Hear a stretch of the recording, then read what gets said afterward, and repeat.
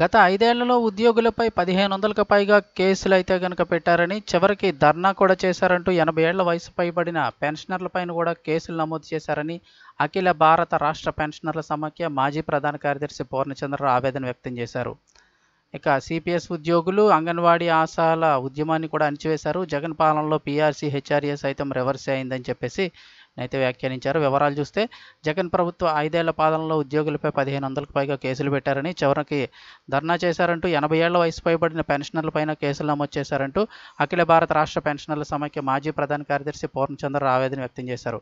Contributory pensioner పథకం CPS రద్దు చేసి పాత పెన్షన్ అమలు చేయాలని, జీతాలు పెంచాలని అంగన్వాడీ ఆశా కార్యకర్తలు, సమగ్ర శిక్ష అభియాన్ ఉద్యోగుల ఉద్యమాలను దౌర్జన్యంగా అణిచివేశారని, కొంతమంది ఉద్యోగులపై నేరస్తుల మాదిరిగా బైండ్ ఓవర్ కేసులు పెట్టారని వెల్లడించారు. ఓ పక్క అణిచివేతలు, కేసులతో భయపెడుతూ మరో పక్క బకాయిలు చెల్లించకుండా ఉద్యోగులు, పెన్షనర్లను హింసించారని పేర్కొన్నారు. ఎన్నికలు రావడంతో ఓట్ల కోసం ఏప్రిల్ నెల జీతం, పెన్షన్లు ఒకటే తేదీన వేశారని, ఉద్యోగులను మభ్యపెట్టేందుకు ఇది కొత్త ఎత్తుగడని విమర్శించారు. ఉద్యోగులు, పెన్షనర్ల సమస్యలపై ఆయన ఈనాడుతో మాట్లాడారు. జగన్ పాలనలో ప్రతి నెల 1వ తేదీన జీతం, పెన్షన్ రాక ఉద్యోగులు, పెన్షనర్లు తీవ్ర ఒత్తిడికి గురయ్యారు. 15వ తేదీ వరకు ఎదురుచూస్తూ జీతాలు, పెన్షన్లు వస్తే చాలనే దుస్థితికి ప్రభుత్వం తీసుకొచ్చిందని, న్యాయబద్ధంగా రావాల్సిన వాటి కోసమే ఎదురు చూడాల్సిన పరిస్థితి కల్పించింది. భారతదేశ చరిత్రలో మొదటిసారి మధ్యంతర భృతి కంటే ఫిట్మెంట్ తక్కువ ఇచ్చారన్నారు. ఐఆర్ 27% ఇస్తే ఫిట్మెంట్ 23% ఇచ్చారు. దీంతో ఉద్యోగుల జీతాలు తగ్గాయి. ఇక్కడ కూడా రివర్స్ పాటించారు. ఇక 2021 ఏప్రిల్ నుంచి 2022 డిసెంబర్ వరకు 21 నెలలు పీఆర్సీ బకాయిలు చెల్లించలేదు. 2018 జూలై నుంచి 2024 మార్చి 31 వరకు రావాల్సిన డిఏ బకాయిలు ఇవ్వలేదు. ఒక్కో ఉద్యోగికి 192 నెలల బకాయిలు రావాలి. రాష్ట్రంలో 10,000 బేసిక్ పెన్షన్ ఉన్నవారికి 70,000, బేసిక్ 20,000 ఉన్న ఉపాధ్యాయులకు, ఉద్యోగులకు 140,000, పెన్షనర్లకు కూడా 140,000 చొప్పున బకాయిలు అయితే ఉన్నాయి. ఇక పీఆర్సీలో 70 ఏళ్లకి ఇచ్చే అదనపు పెన్షన్ తెలుగుదేశం పార్టీ హయాంలో 10% ఉంటే దాన్ని 7%కి తగ్గించారు. 75 నుంచి 80 ఏళ్ల మధ్య ఉండే 15% అదనపు పెన్షన్ను 12%కి తగ్గించారు. ఇక 2022 జనవరి నుంచి 27 నెలల్లో 81% పెన్షన్ను విశ్రాంత ఉద్యోగులు నష్టపోయారు. ఇది రివర్స్ పెన్షన్ కాకపోతే మరేమిటి?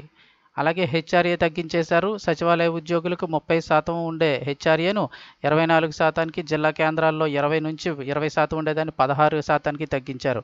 మెడికల్ రీయింబర్స్మెంట్ బిల్లులు 4.5 ఏళ్ల పాటు చెల్లించలేదు. ఆసుపత్రికి బిల్లులు చెల్లించకపోవడంతో సరైన వైద్య సేవలు అందని దుస్థితి అయితే ఏర్పడిందన్నారు. డబ్బులు పెట్టి చికిత్సలు పొందితే ఆ బిల్లులు సకాలంలో ఇవ్వకపోవడంతో ఉద్యోగ పెన్షనర్లు తీవ్ర ఇబ్బందులు పడ్డారు. ఇక ఉద్యోగులు ఆరోగ్య కార్డులు ఉన్నా కూడా ఉపయోగం లేకపోయింది. ఇక అలాగే జిల్లా పరిషత్ పరిధిలోని ఉపాధ్యాయులు కొందరు కోవిడ్తో చనిపోతే వారి కుటుంబాలకు కారు నియామకాలు అమలు చేయలేదన్నారు. పదవి విరమణ చేసిన ఉద్యోగులకు 3 ఏళ్లుగా ఆద్యత సెలవులు డబ్బులు కూడా ఇవ్వడం లేదన్నారు. ఇక పీఆర్సీ కమిషన్ ఇచ్చిన నివేదికని ప్రభుత్వం బయటపెట్టలేదు. పీఆర్సీ నివేదిక ఇవ్వకుండానే ప్రత్యేకంగా ప్రభుత్వ ప్రధాన కార్యదర్శి అధ్యక్షతన కమిటీ వేసి నివేదిక ఇచ్చారు. దాని ప్రకారమే పీఆర్సీ అమలు చేశారు. ఉద్యోగ సంఘాల నాయకులు పీఆర్సీ నివేదిక కోసం సచివాలయాల్లో ధర్నా చేయాల్సిన పరిస్థితి కూడా వచ్చింది. 12వ పీఆర్సీ కమిషన్ వేశారు. ఈ కమిషన్ ఇంతవరకు కూడా పని ప్రారంభించలేదన్నారు. పీఆర్సీ అమలవుతున్న ఐఆర్ ఇవ్వకుండా ఎగ్గొట్టారు. ఈ కమిషన్ నివేదిక ఎప్పటికి ఇస్తుందో కూడా తెలియని దుస్థితి. ఇక 1వ తేదీనే జీతాలు, పెన్షన్లు ఇస్తామనే అంశాన్ని వైకాపా ఎన్నికల మేనిఫెస్టోలో కూడా ఎక్కడా పెట్టలేదు. ఒకవేళ అధికారంలోకి వస్తే ఉద్యోగ పెన్షనర్లకు మళ్ళీ అవే కష్టాలు వస్తాయని ఆయన వ్యాఖ్యానించారు. ఇక పెన్షనర్ల కోసం జిల్లాకో సహాయ కేంద్రం ఏర్పాటు చేస్తామని వైకాపా మేనిఫెస్టోలో చెప్పారే తప్ప ఎక్కడా వీటిని క్షేత్రస్థాయిలో ఏర్పాటు చేయలేదు. చివరికి మేనిఫెస్టోలో కూడా అబద్ధాలు చెప్పారని అయితే ఆయన వ్యాఖ్యానించారు.